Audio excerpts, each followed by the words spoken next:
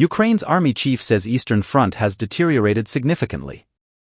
Germany will supply a US-made Patriot air defense system and air defense missiles to Ukraine at a critical time, as Kyiv struggles to defend its energy system from Russian bombardment, Volodymyr Zelensky said on Saturday.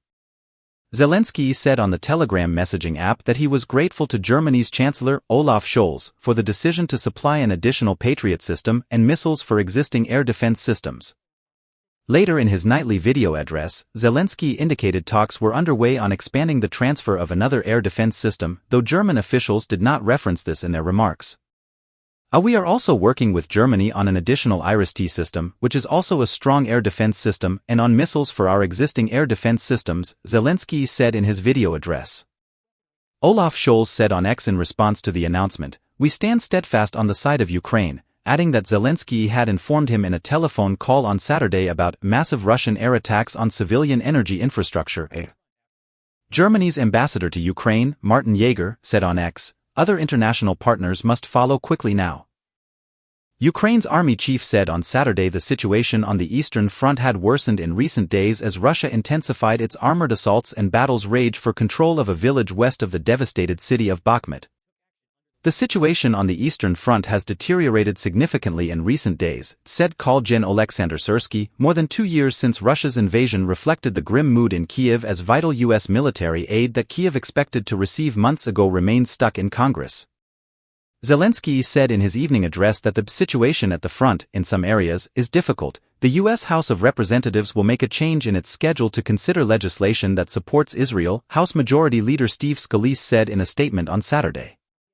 It's yet unclear whether Scalise was referring to a standalone bill to aid Israel or the $95 billion supplemental spending bill that includes $14 billion for Israel, in addition to $60 billion for Ukraine and other humanitarian assistance.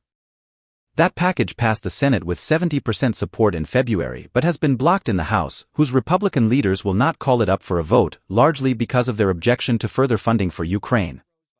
Russia's defense ministry announced its troops had seized the village of Pervomaisk in the Donetsk region, about 11 kilometers 7 miles, west of the largely destroyed town of Avdiivka, captured by Russia in the middle of February.